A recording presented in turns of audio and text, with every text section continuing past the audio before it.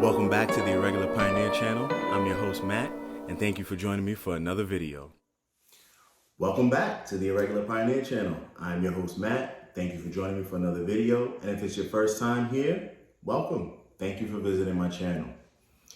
So it's been a while. I took about a year off from making videos, but I'm back and I'm here with a story that I wanted to tell pretty much since the genesis of my channel.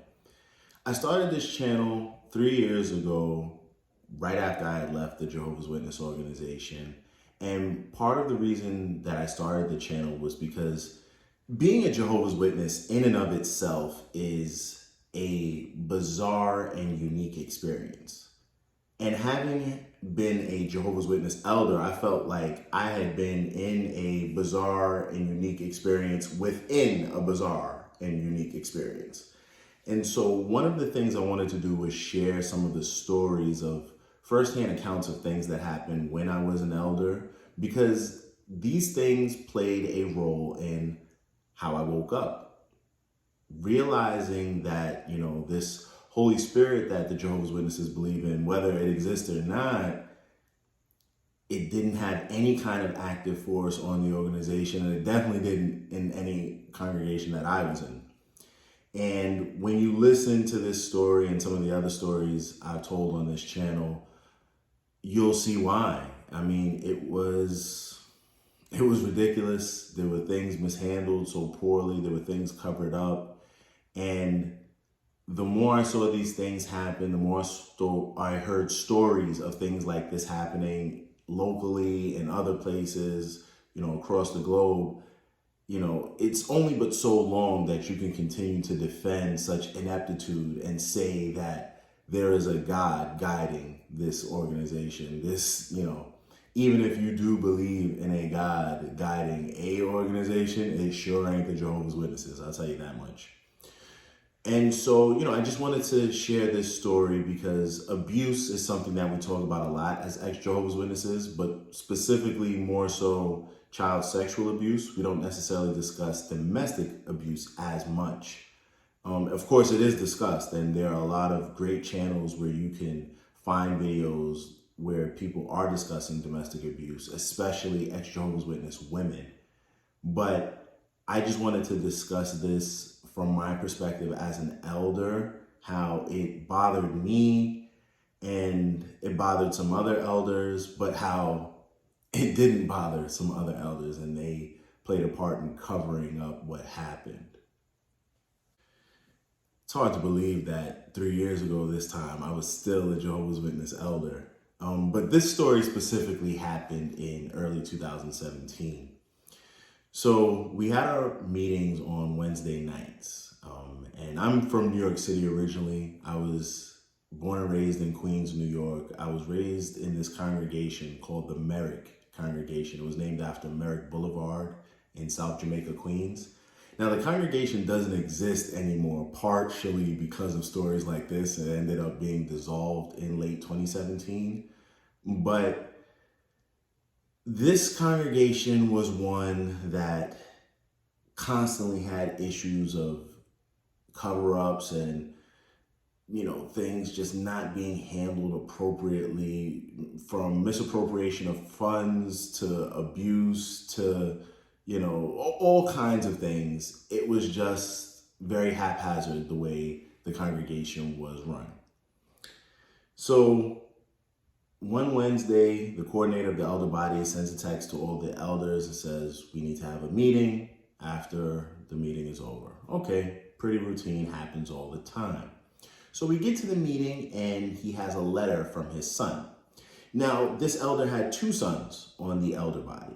One of his sons wrote a letter to the elder body, long story short, saying that he was resigning as an elder because he and his wife were having issues and he wanted to take the time to make sure that his family was okay, and he wanted to focus on his family more so than being bogged down by the congregation responsibilities at the time. So it was the elder, his wife, and they had an 18-month-old son. And as much as, it was disappointing to hear that, because this was a brother that I had looked up to, since I was like 12 or 13. I thought he was a really smooth dude, really cool, very knowledgeable. But I was, happy to hear that he was handling these issues in a mature way, and he was putting his family first. And of course, as an elder body, we were all a bit disappointed that, they were going through something, but we were happy to hear that, they were working on it. All right, nothing we can really do there. I thought that, there was more we were supposed to do as an elder body when an elder wanted to resign, because I was a new elder at the time. I had been an elder for about 6 or 7 months. And I'm like, I'm pretty sure the KS10 says there's more to do here. You know what? Let me just listen to these seasoned, mature elders. I'm sure everything is fine here. Foreshadowing, it was not fine. So a couple days goes by and I'm on a couples trip. Me and my wife, we went away to the ski resort with about 5 other Jehovah's Witness couples. We were having a good time. So I see a call from the circuit overseer. All right, so I answer it. And me and the circuit overseer were very cool.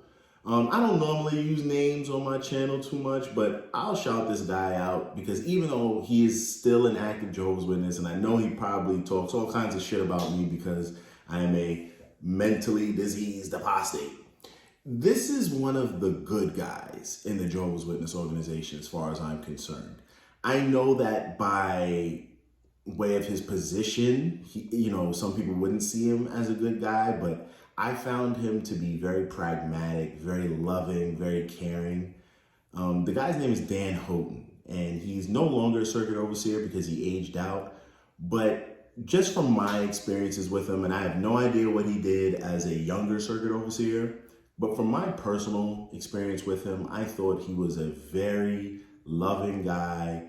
He looked out for people. He was caring. He was the type of guy who gave his cell phone number to anybody, unbaptized publisher, elder, pioneer, didn't matter. He would stop and talk to anybody. Very nice guy. And I thought he was someone that cared about people. So I just wanted to give him that, quick shout out. But he called me and he's like, hey, you guys had an elders meeting on Wednesday, right? Yeah. And he said, your buddy resigned, right? I said, yeah. He said, that's not how the resignation process is supposed to go. I said, I kind of figured that, but I also didn't really want to question those other brothers too much because I didn't think it was that big of a deal. And he was like, yeah, your instincts were right. So he says, I feel like you were probably told half a story. So what do you mean? So he says, you tell me what you were told at that meeting. So I told him about the letter that, the brother and the wife were having a little issues and they had been having arguments and they wanted to take some time to work on their family. He says, oh, wow, so you were told even less than I thought. And I said, what do you mean, Dan? So he proceeds to tell me that the brother had been suffering from alcohol addiction, and he had been abusive toward his wife. Now, this was a huge shock to me because, many addicts are good at hiding their addiction in numerous ways, but this was a guy I never would have assumed had any kind of issue in this way. Very smooth guy, never came across as having any kind of issue in any way. He was the type of guy that I would go to for advice. So I was shocked, of course. And me, him, and my cousin, who was also an elder on this body, we were all in the same field service group and we saw each other very regularly. So I was like, man, I interact with this guy so often and I had no idea that A, him and his wife were having issues, B, that he's, abusing alcohol. And then Dan continues to tell me, he's like, well, listen, he resigned because he beat her unconscious. And I'm like, whoa, what? Excuse me? He's like, yeah, he beat her unconscious. The police came and arrested him. The only reason she woke up because she told him specifically that she felt their baby, their 18-month-old, crawling on her body and touching her face, and that's how she woke up. And I'm like, what? Like, we weren't told any of this. Of course, I mean, the coordinator is his father, so he was playing protection there. But I was shocked. I was disgusted because, it wasn't just that, oh, great, my congregation was messing up something again. It was, yo, this dude's a whole abuser. Like, I don't know whether he slapped, punched, pushed. I don't know what he did to knock her out unconscious. But to knock someone out unconscious, you gotta use a good bit of force. And I was like, wow, like I felt so terrible. And hearing the detail about her not waking up from her unconsciousness until she felt her baby like crawling on her and touching her face, it sent a chill up my spine. And I was, absolutely disgusted and furious with the coordinator of the congregation. So about a week later, we have a meeting, and we're there with the circuit overseer, and the circuit overseer is blasting us out, rightfully so. And he's like, listen, you guys, first of all, didn't handle his resignation right, and and he's looking at the coordinator, and he's like, you were playing protection with your son, and you left these other elders in the dark and didn't explain to them what your son actually did. And then it got heated, the coordinator's arguing with the circuit overseer, and this is where I introduce another brother. So there was a brother who used to be the coordinator and then the presiding overseer when that was the title. This brother, we'll call him the Godfather. Now, I didn't give him that nickname, the Godfather. There were other elders and other congregations in our complex that gave him the nickname, the Godfather, because he had that much power and control in our neighborhood, in our area, not just in our Kingdom Hall complex, which at one time made up 6 congregations because we were a duplex, which 3 congregations downstairs, 3 upstairs.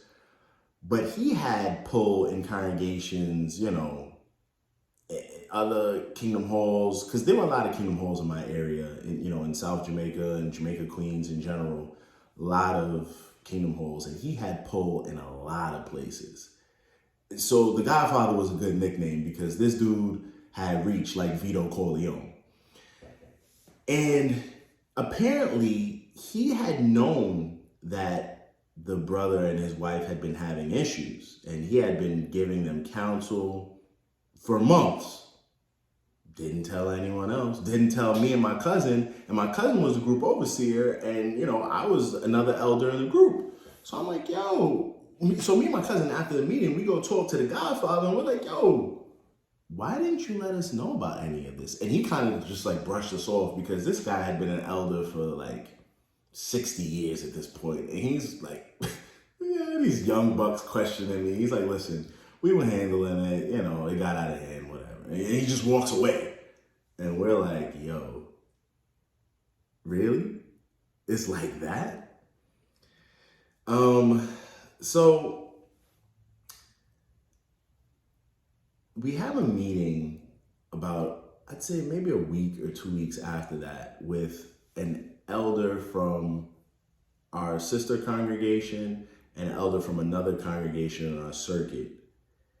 And they were kind of like supposed to be the independent, unbiased arbiters to come sit down and talk to our elder body about how the abuse was handled.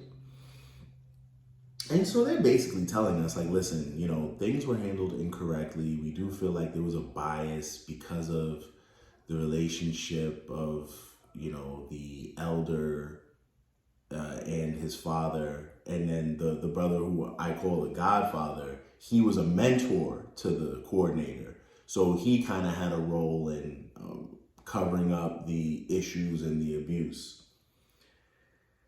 And so me, being someone who was upset and disgusted about the abuse, I raised a question during that meeting. I'm like, okay, I'm pretty sure I've read in the KS10 that this is worthy of a judicial committee. Should we form a committee, brothers?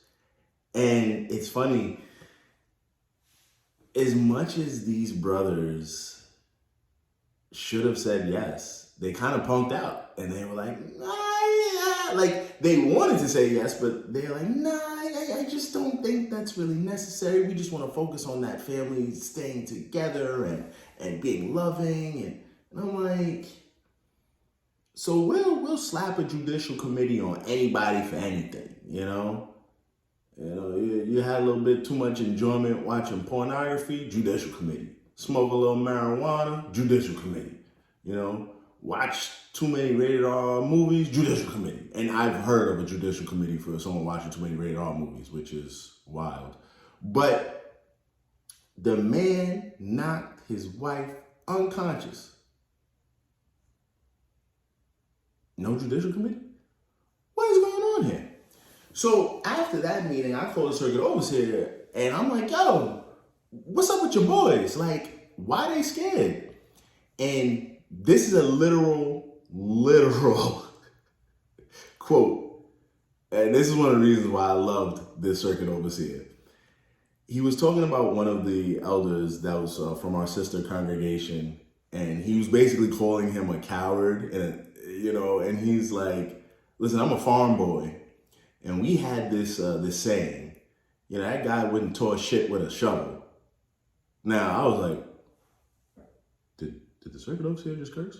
And he said, listen, shit isn't a bad word when you're on the farm. And I was like, I feel like he's just excusing himself, but okay.